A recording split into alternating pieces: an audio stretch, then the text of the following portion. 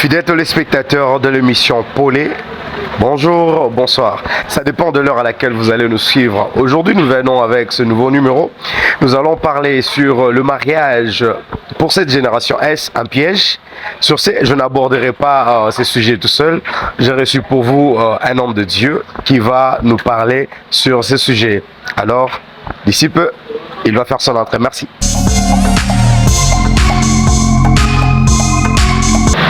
Alors, comme je le disais à l'entame de cette émission, que je ne serai pas seul, j'ai reçu un homme de Dieu qui va se présenter. Bonjour, très cher homme de Dieu. Bonjour, je suis apôtre Christophe Kabambi Nézer, senior pasteur de International Tabernacle of Restoration Itara. Comme je le disais, aujourd'hui nous allons aborder un sujet très important. Le mariage pour cette génération, est-ce un piège? Alors, l'émission est bilingue, nous allons parler français, nous allons parler lingala. Alors, pasteur Christophe Nézer Kabambi, c'est quoi le mariage d'après l'Église et c'est quoi le mariage d'après le monde? Depuis d'abord, le mariage n'est pas Église, n'est pas monde. Le mariage est une institution divine. Alors si on peut dire, c'est quoi le mariage selon Dieu et non pas selon l'Église ni selon le monde. Alors pasteur, j'aimerais que vous puissiez nous parler en long et en large. Est-ce vraiment le mariage est-il important? Est-ce qu'il faut vraiment à tout prix se marier? Ah oui, le mariage est vraiment important et même je dirais très important. Oui. J'ai toujours dit que après la vie éternelle que Dieu ait donnée à l'homme, le mariage est le deuxième cadeau que Dieu lui ait donné. Alors, louper le mariage, c'est louper quelque chose de très important dans la vie. Le mariage est très important, c'est pourquoi Dieu l'a institué. Je nous informe que le mariage est la deuxième institution de Dieu après le travail. Alors, Dieu a dit travailler la terre et après, il vient instituer le mariage qui est l'union, l'alliance entre l'homme et la femme selon les règles en vigueur là où ils vivent, là où ils évoluent. Je parle de la société. Alors, comme je disais que l'émission est bilingue, sikoyo motuya yango ya libala ezali ko se trouver na niveau nini? Importance penza ya libala ezali na niveau nini? Libala eza motuya mingi frère. Libala eza tina. Po soki ezala tina te Nzambe alinga apesa yango te. Alors koloba niveau oyo motuya nango eza, c'est comme si tozo exclure niveau nyonso. Libala eza motuya na vie mobimba ya mutu. Eza la vie ya molimo, eza la vie ya nzoto, eza la vie ya bofulukisi bokitani. Nyonso wana eza motuya. Libala eza kitoko frère. Yango wana esengeli toyeba que c'est à tous les niveaux que mariage ezali important, que ezali utile. Il n'y a aucun domaine qui soit exclu où le mariage est moins important. Vraiment, merci beaucoup.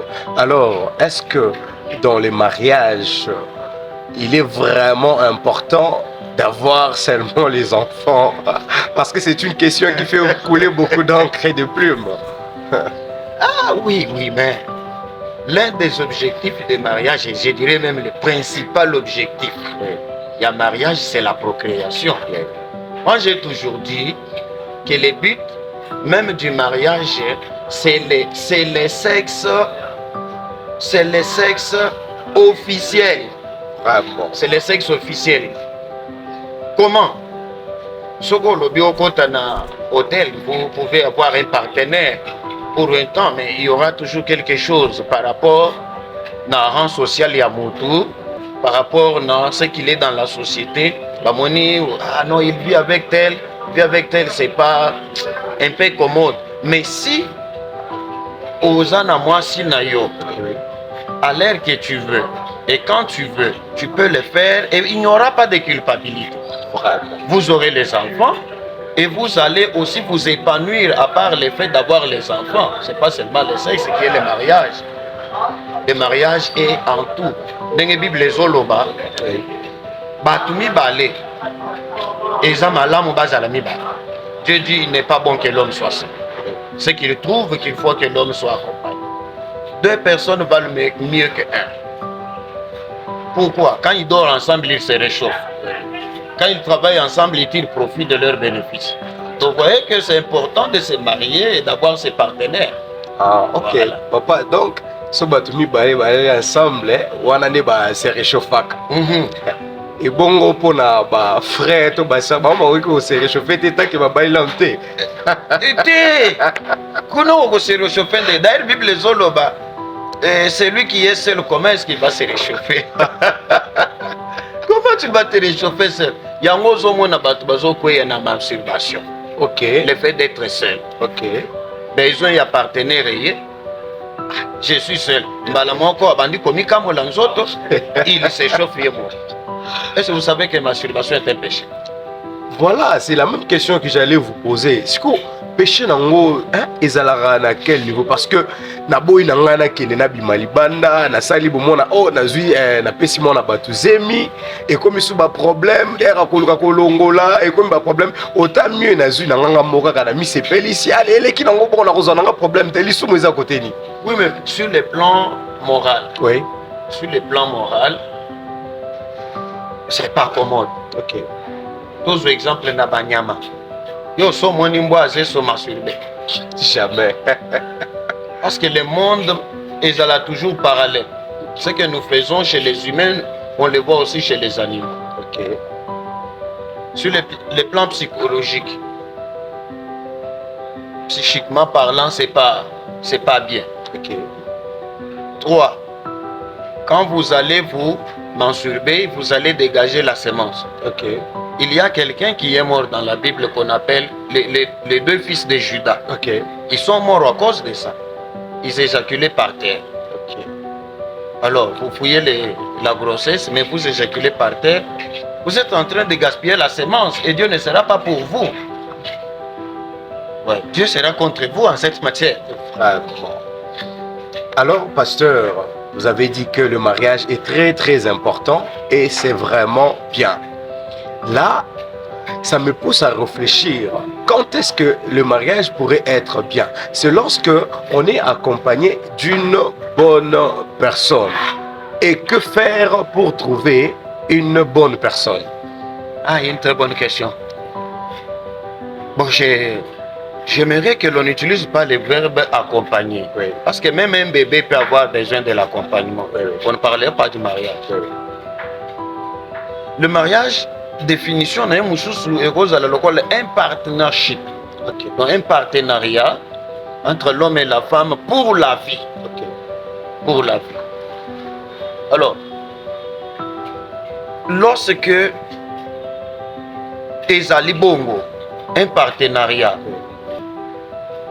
quelqu'un qui m'accompagne, quelqu'un que j'accompagne, et j'ouvre une parenthèse pour dire, Oui. quand on se marie, on ne va pas seulement pour prendre chez la personne. Je vais d'abord moi-même donner, rendre l'autre heureuse, et elle aussi à son retour me rendra heureux. Lui donner le bonheur. C'est là en quoi je dis que le mariage est bien, est important. Au vendu, azo ya ko sepelisa yo. Mutu azo sala makambo nyonso pour que yo ozala bien. Dozo moi. C'est là que le mariage est important, est utile. À la place à koboma nzoto, na sokola bilamba lerni, na lamba lerni, na kendezando, na lukambongo ya mesh, mutu mususu azo se soucier pour na. Mutu mususu azo réfléchir à votre place. C'est ça les beaux. La beauté même du mariage. C'est la beauté du mariage. Voilà ce que je veux. Alors, est-ce parce que ça fait couler beaucoup d'encre et de plumes? Batubalo barake, non, kolanda kitoko te esengeli kobala comportement. Parce que nous sommes attirés par la beauté de la personne. Hein? Maintenant, dans ces cas, tu es attiré par la beauté de la personne et que nakati okuti le contraire. Que faire? Et là,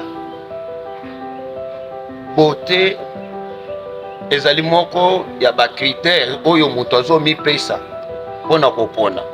Parce que Bible yango moko zoloba que l'homme est frappé par ce qu'il voit et Dieu lui voit les cœurs. Une bonne personne à laquelle tu faisais allusion, mais c'est l'ensemble de beaucoup de choses. Caractère, comportement, conduite, physique, niveau intellectuel, capacité de travail, professionnalisme et tout ça, ça constitue ce qu'on appelle bonne personne capable de vous accompagner. Je l'appelle profil. Okay. On ne se marie pas au hasard, on se marie sur base d'un profil. Établissez un profil en fonction de ce que vous êtes, Okay. en fonction de ce que vous voulez et c'est à quoi vous aspirez. Okay. Je dirais encore mieux en fonction de votre vocation. Okay. Maintenant, placez tout un profil. Non, il y a ça, il y a ça, il y a ça, ça, ça. Maintenant, vous allez trouver ces profils. C'est pourquoi même dans la société, pour bazo mutuna musala, bachaka examen, ou babengi et test, il y a recrutement. Pour nani? Parce que société, elle a une place vide. Mais place vide, on est pour mutunyon sauter. Musala wana ezoluka mutu ya profil boye boye boye. Alors tango akotia examen, nde examen ekopesa ye mutu wana ya zoluka. Po bazalaka mibale. Bazalaka moko. Donc, papa olobi bien que esengeli kosangisa babiloko ebele avant ya kosala choix. Bon, nayokaka bolinga koloba mingi que esengeli kotuna nanu volonté ya Nzambe pona libala. Mais kaka bino moko boloba susu que Nzambe alinga soko ponela mutu mwasi te depuis Adamu aloba o mwasi oyo pesaki ngai. Sikoyo. Okoloba nini neloko wana? Po Nzamba ponelaka lisusu mutu mwasi te. Effectivement, Oui. Nzambe apesa biso batu 3 facultés Okay. importantes. Oyo mutu nyonso faut ayeba. Okay. La première faculté,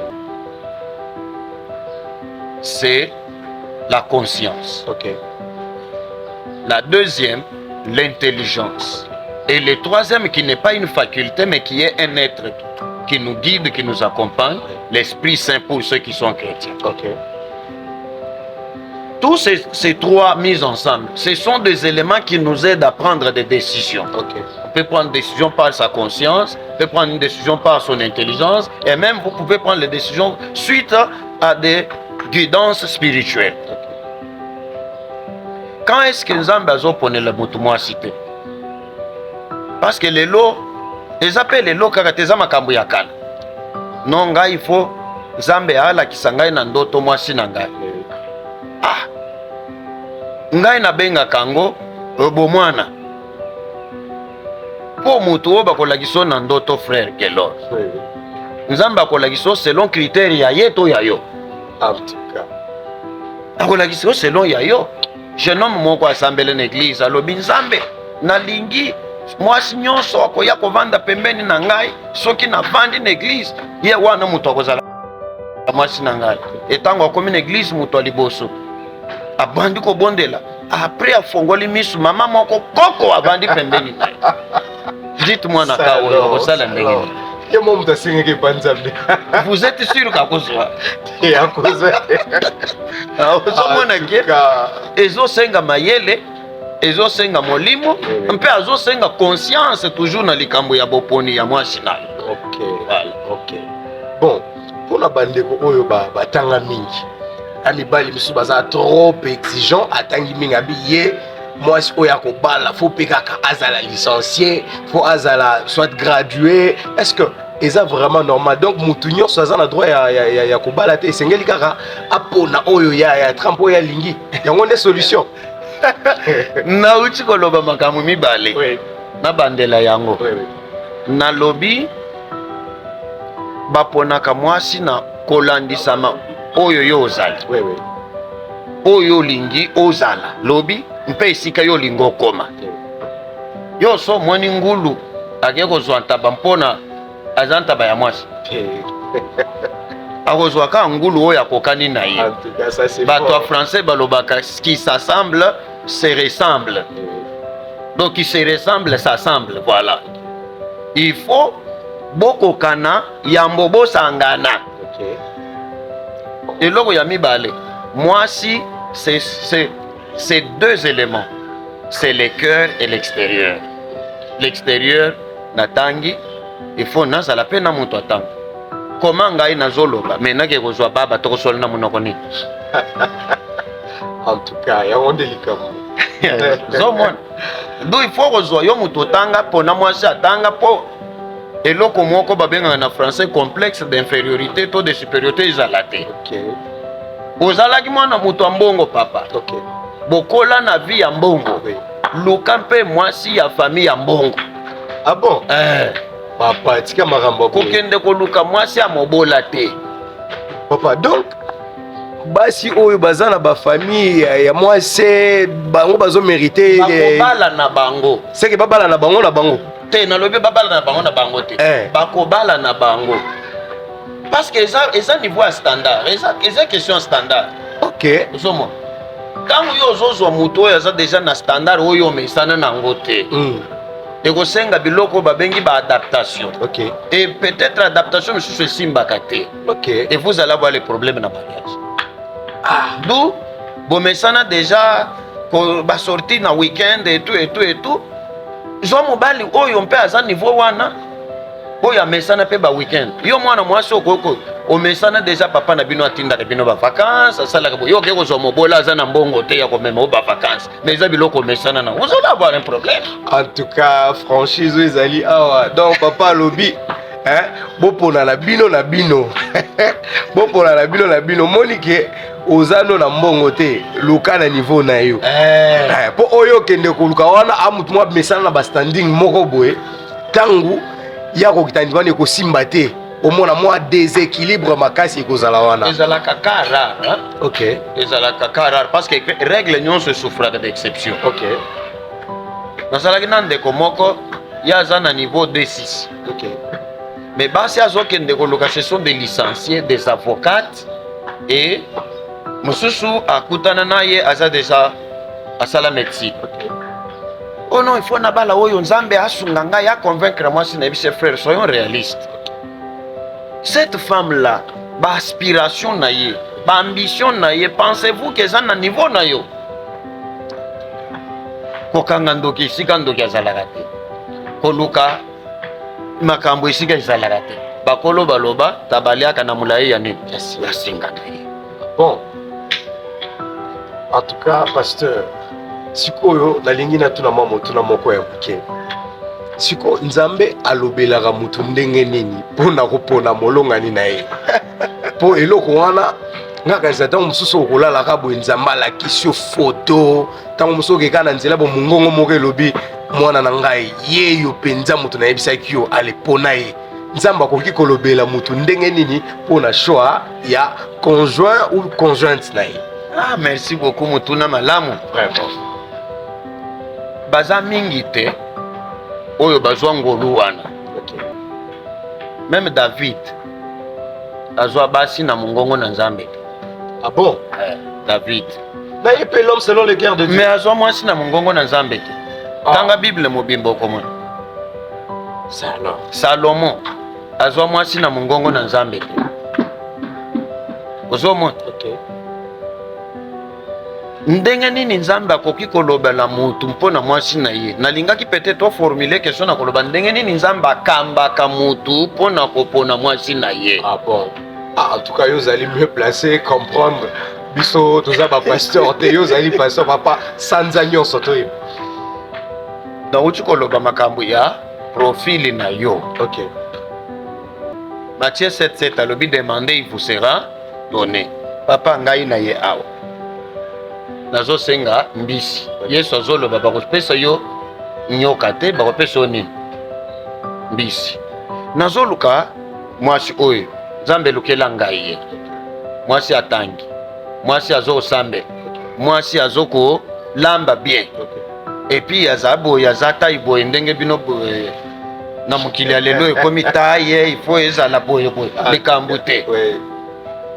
sikoyo ye nzambe ayebi environnement nini akotambwisa yo mpo okutana na mwasi wana etango yo okokutana na ye mpo okomona bango ebele test na yo ekozala par rapport na profil na yo eloko na bandako lokawa ezali to ezali te yango na mokili bazalaka na système ya sondage bazosonde mabele mpo na koyeba esika awa jama ezali to ezali ndenge moko mpe yo eloko yo ozoluka toko okutani na moto sonde yango kokende mbangu te kobenga ye na ndako alambela yo asukola bilamba te sonde nano français azoloba kitoko awi mikolo oyo ekoma français anglais bino boyo botikalaka aloba français mikolo eza na anglais bon tolonge na étape ya français komi na banglais ozomona meme te kombo église eza na monoko anglais alors c'est que même bandimi mpe il faut bayekola anglais. Vraiment c'est intéressant avec le pasteur Christophe Nézar Kabambi. Maintenant papa, j'aimerais vous poser une question. Elle est vraiment indispensable. Quand est-ce que le mariage devient un piège?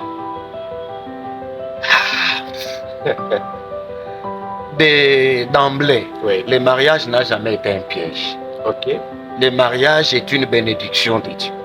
Et ce qui est bénédiction, la Bible dit, elle ne se fait suivre d'aucun chagrin.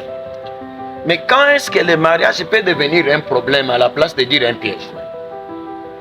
C'est à cause de l'impréparation avec laquelle nous nous engageons dans le mariage. Parce que le mariage exige une préparation. Le mariage exige une initiation. Papa, tika ko misabater maboye batu bazolanda biso. Ba initiation, okomeme oza mutakisi. Ah, mais non. Ah. Eza na ba terme lokola wana. Na tuna yo question. Depuis quel jour au kata fleur na papa? Papa na bino nana. Poso mona ya kata fleur. Ko kata fleur. Nanote. Nano mona te. Et loko yo mona te papa na yo azosala yeba ke yo ko sala ngwepa na yo te. Mais batu ya kala bazalaki akei bilanga azwi mwana na ye ya mobali akei na ye ni bila akei koloba azwi mwana na ye akei na ye koloba mama azosukola basani azotuta pondu azwi ya mwasi avandisi yewa. Tout ça c'est ce que j'appelle l'initiation. Zomona eza initiation ya kisite en tout cas, mais eza initiation ya ke lobi au mwana ndenge nazosala mpo lobi pe osala yango. Impréparation, manque d'initiation et aussi la légèreté avec laquelle nous abordons le mariage. Parce que cette génération est la génération Android. Fongwama surtout place wana ba makambo légèreté wana. C'est Android. Ou clique moi quand vous avez les résultats que vous voulez. Mais dans le mariage, c'est bongo. Dans le mariage, c'est tout un processus, c'est tout un travail. Mariage ezalaka prêt à porter ezala kunate. Take away ezala kunate.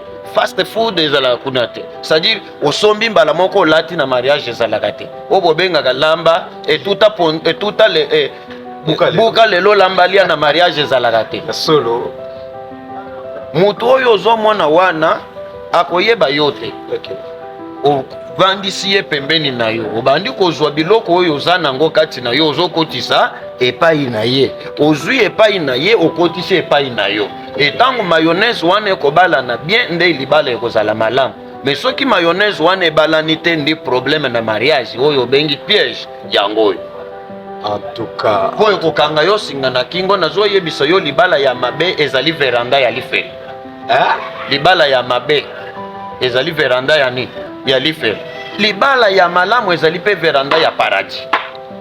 Papa, comment ramina zoyo? Libala ya mabe veranda ya lifeli. Dans ceux qui ont bali mabe, lifeli zozela yo. Ezozela yo parce que mikolo nyonso kozala na problème. Même nzambe okobanga yete. OK. Soko bali mwasi ya mabe. To bali mobali ya mabe. Nozo exemple. Moi mobali oyo azokoka ko satisfaire ba besoin na yote. Besoin kaka sexuel te, même besoin financier. Aza incapable musala na ekobeta kadam. Musala na ekobeta Paris foot. Ya yembongo azozela a gagner na Paris foot. Ah papa yo za problème. Papa oza mokili ya lelo na kisasa oyo ozotelemela Paris foot. Kasi eza jeu du hasard. Soki ngai na gouvernement bakoyoka émission na yo oyo. Bakanga ba jeu nyonso du hasard. papa milukeli makambo. Bakanga yango. Oyebi pona nini? Oui. Parce que bilenge bazokanisa lisusu te. Soki minda oyo ya po mutu moko avanda azokanisa po tobengana molili ezosengani. OK. Pona micro oyo esalema po mutu moko avanda azosala nini? Azokanisa. Mais génération Android eponi mobeko tozobenga na français la loi de moindre effort. Nous ne voulons pas réfléchir, nous ne voulons pas travailler. Voilà pourquoi tozolinga makambo ngo pe ya na mariage okuti mechola moko na nzela omemi ye na ndako lambelanga fufu ayebi kolamba te ekomi problème. Okelia na restaurant na mwana moko abali mwasi sika abimi ake musala na poko azongi akuti biloko mesa balambi bezo kande mwasi na ye akendaka kosomba malewa na mama moko ya kwan. Tango mukolo mususu mwa musala ayebisi alobi bos kende o bokende na mama. Bakei na mama bazongi lambela ngai ote naza ya kolemba sheri tolamba potopoto. Lelo potopoto lobi potopoto mobali alobi non ekosimba te. Aye ko découvrir que mwasi wana yebi kolamba te mais make-up 0.2. Zomona biloko wa. Donc wana problème olobela ki en préparation de yango. Yango wana mwasi aza préparé te, mobali aza préparé te. Oyena mwasi ozo yeba te basombelaka ye lipa, basombelaka ye nyonso kobandana ya mike kino ya mine. Bon, papa na yambaki ndeko moko azali ndeko mwasi ayaki ko soumettre nga problème. Abalaki mama bango kuta bandaka kopekisa ye. Mais makambo komi kokutana nango na libala ezo simba sute. Basi babota mwana moko. Kuna na libala mobali aboya kokende kozwa ndaku bisika kofutela bino mama biso apesaka biso deja ndaku. Siko bazofanda lupango moko na papa na mama na mwanda kuna bango na kwa. Siko makambo mama azosala azoya komataka tina mbeto abi yo bandakala wana tala obongisi de drate obongisi moustiquaire te. Donc mwana mwasi wana alembi akomi prêt ya ko divorcer. Siko net na ka ya boy. Pour un mauvais traitement azali ko subir et pas ya belle-mère na ye. Okoki ko encourager mutu alongwa na ye aboma libala. Yango wana Bible ezoloba na Genèse 2. Bible ezoloba c'est pourquoi l'homme quittera son père et sa mère. L'homme quittera son père et sa mère et s'attachera à sa femme. Les deux deviendront une seule chair. Ndeko mobali oyo ndako ya baboti yango ya ye yango akite te akokisi mobeko na nzambe te.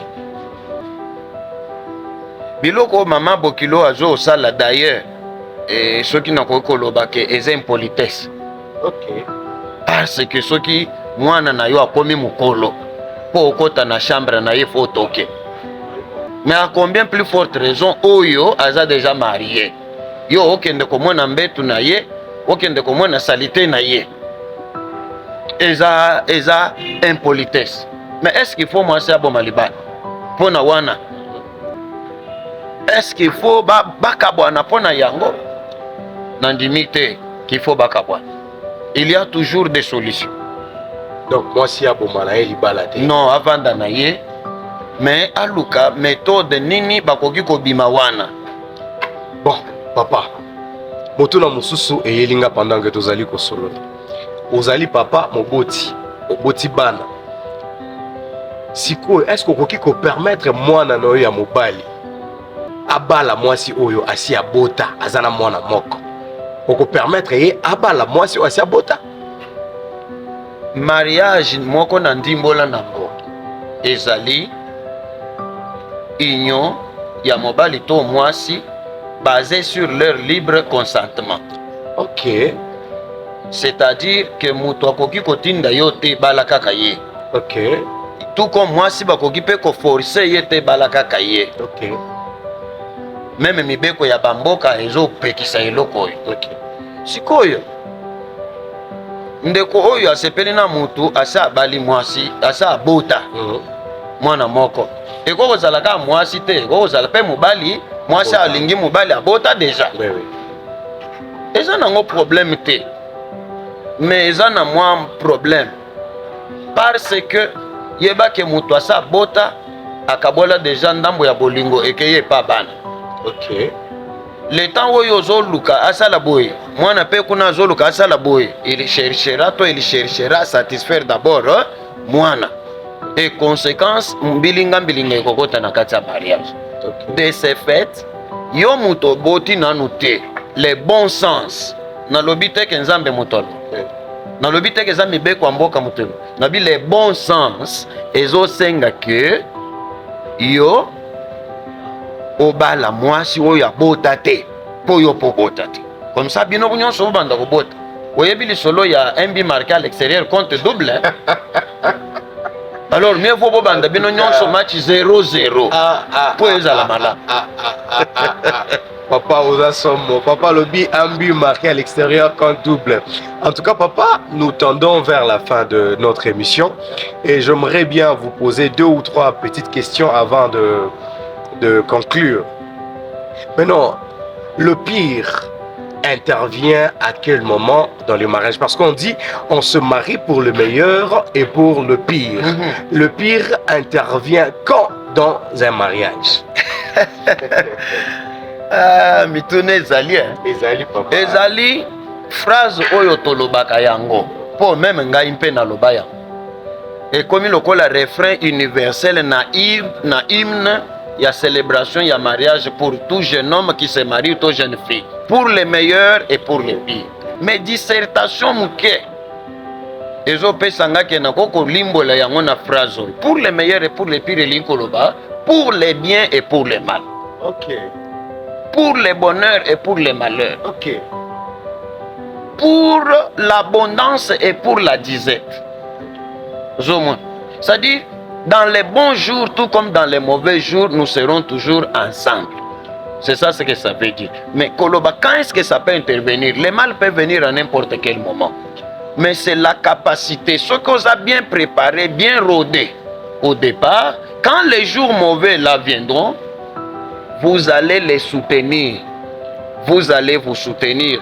Et d'ailleurs, balobaka, que libala ya solo et monanaka dans les pires. Ok. Libala ya solo et monanaka dans les pires. Voiture ya makasi. Bayebaka yango na makadame te na nzela pe ya mabele. Papa, ozali masese moko. Voiture ya makasi bayeba ngo ne na nzela. Nzela ya zelo. Oh là là là là là là. Soko ozokangama na zelo obongi na yo te.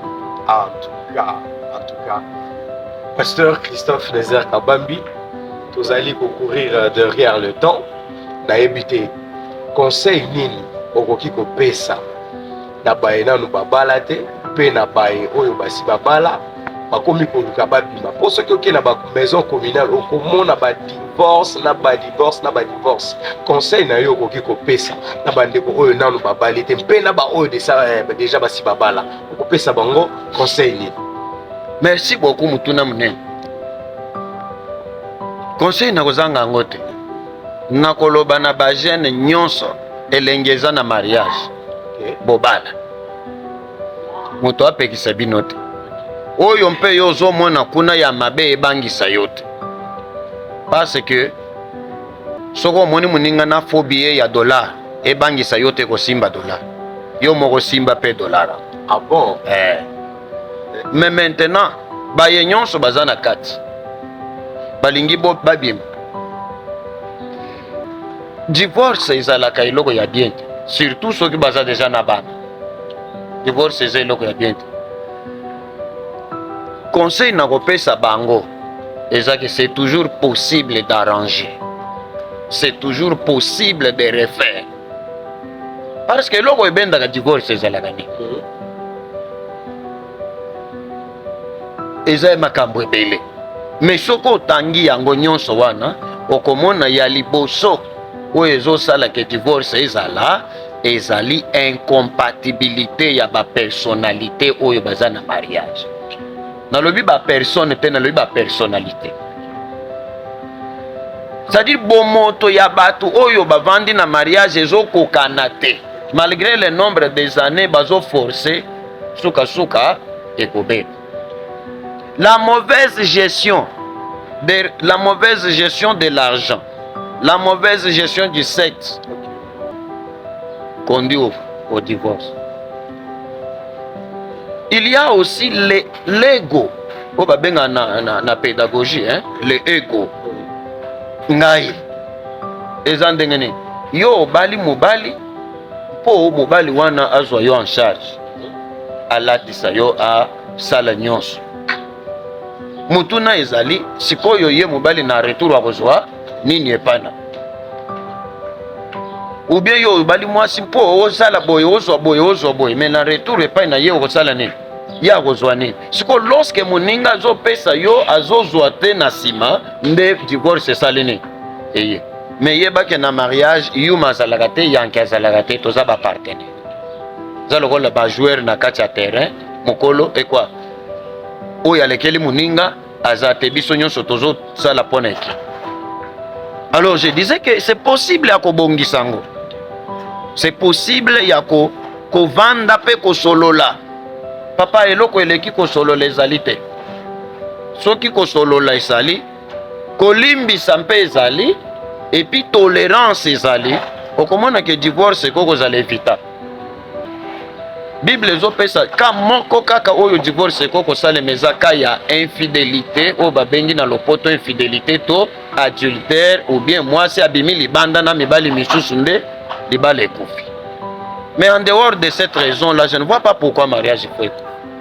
Nyonso tokokosolola kobongisa.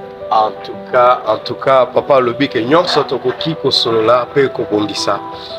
Fidèles téléspectateurs, cher public, nous sommes arrivés à la fin de notre émission et nous allons donner la parole au pasteur Christophe Nézer Kabambi pour donner l'adresse de l'église ainsi que pour quelques remerciements, et vous allez donner votre numéro pour toutes les personnes qui voudront bien vous contacter. Merci beaucoup. Esengo ezali yangai kotonda yo pour invitation.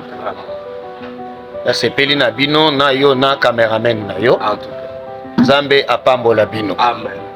Biso église ezesika kobunga te. L'église tozali na avenue ACP numéro 16 na quartier Sans Fil na commune ya Masina, la ville province de Kinshasa. Donc situé sur l'avenue ACP numéro 16, commune de Masina, ville province de Kinshasa, dans la République démocratique du Congo. Donc, mon numéro de téléphone est facile comme bonjour. Okay. Je suis dans le plus 243 89 93, c'est-à-dire 93 31 461. 89 93 31 461. Appelez-nous de 6h à 22h disponible. D'accord. Vous n'avez pas de personnes à saluer? Personne à saluer, ça ne peut pas manquer. Je commence par la reine mère. Vraiment. Je l'appelle la reine mère, Maman Marie Grâce Luzolo, Ok. Losako. Eh, bapesaka mwasi Losako. Bapesa Losako te, hein? Basi bapesaka mibali nde Losako. Ok. Mais ye bisous, gros bisous. Na bana apesa biso bana kitoko. Ok. Misatu moko ya liboso Christona Dev ya mibale Zoé Aksa tobengaka ye Zolantima ya misatu Efra Triomphe. Donc et puis mbote na lingomba mobimba ya Itar, meilleurs vœux à tout le monde et à tous ceux de loin ou de près qui vont nous suivre de là où vous allez nous entendre. Que Dieu vous bénisse et bonne année. Ok, bonne année, fidèles téléspectateurs. J'ose croire que nous sommes arrivés à la fin de notre émission. Je ne peux pas terminer sans pour autant saluer quelques personnes. D'abord, je commence avec le réalisateur le plus expérimenté, Beramo Pango. Alors, en passant, je salue le prophète Nazir, le maître Yosta, le frère Joannel Lucatoussi. Je salue mes parents, Jamulunda, Maman Bijou, sans oublier Jamoutebaka Sendwe, les directeurs à la DGI, et aussi le berger Jancy, Vous êtes tellement nombreux, toute ma famille, je vous aime énormément, énormément. Pour chuter, j'ai été salut toi, Jemima Adams, Mobiloulou, la maman de Chloé. Gros bisous à vous, à la prochaine, merci beaucoup.